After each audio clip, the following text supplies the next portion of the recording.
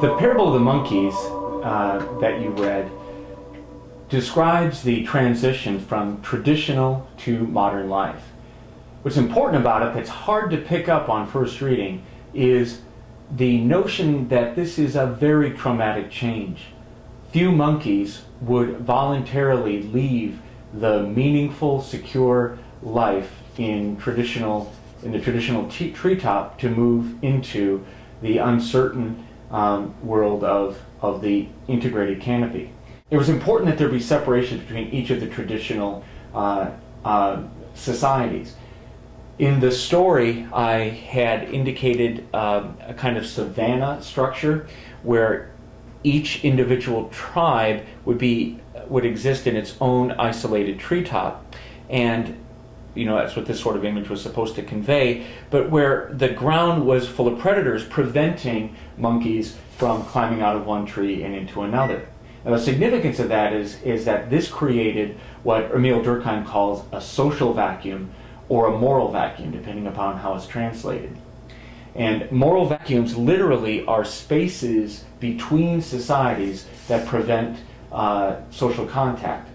In the same way that a vacuum bottle keeps hot things hot and cold things cold by creating a zone through which energy cannot transmit, so too do societies keep their one right way to live intact by limiting contact with other societies by the creation of moral vacuums. So the one right way to live in each traditional society was maintained by belief in a God thing.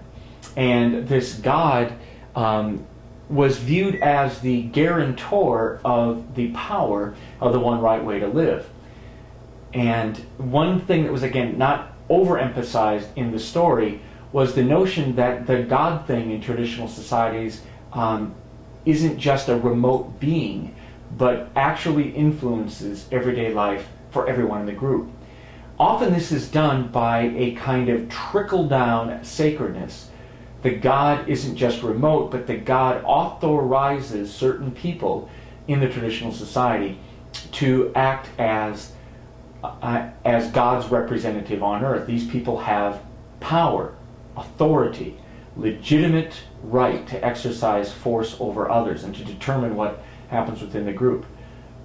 In most traditional societies, these have been men.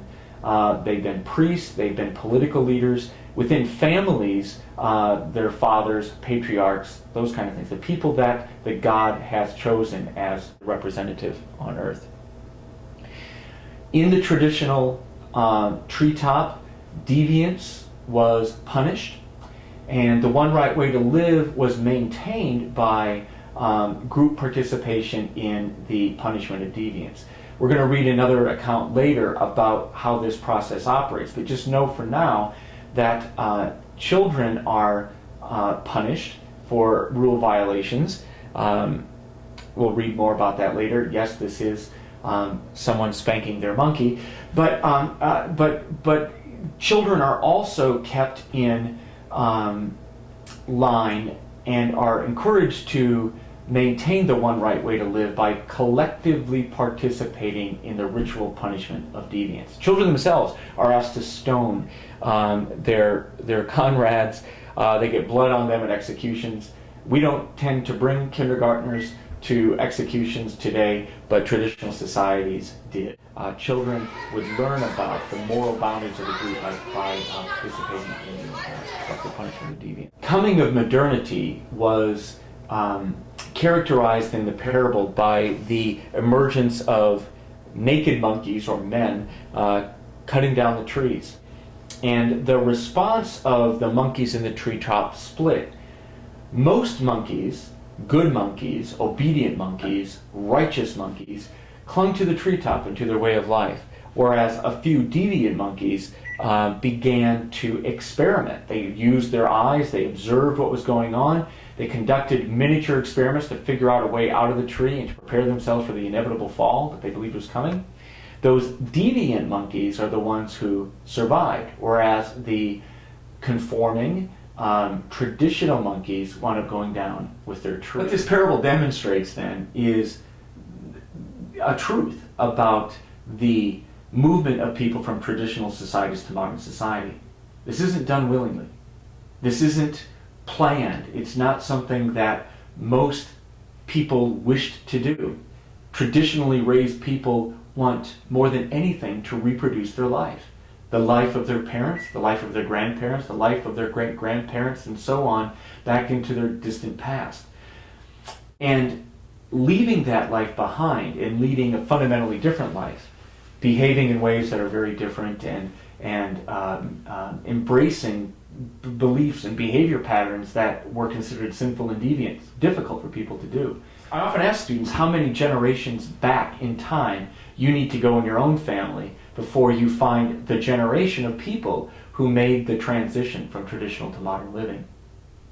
Was it your great-grandparents? I actually have students in my class now who are the generation. They are migrants who are left behind a traditional place and are attempting to understand life in the modern world. My own family, I'm 3 generations in on one side of my family, many more than that on the other, but literally my great-grandparents were peasants in rural South Dakota, and they left Prussia and came here in large part because they were forced to. Not a desire to embrace the new, but an inability to reproduce the past, the familiar, the sacred. Modernity is a world with much potential, much to embrace, but the people who have come into modernity often came reluctantly when their way of life fell apart.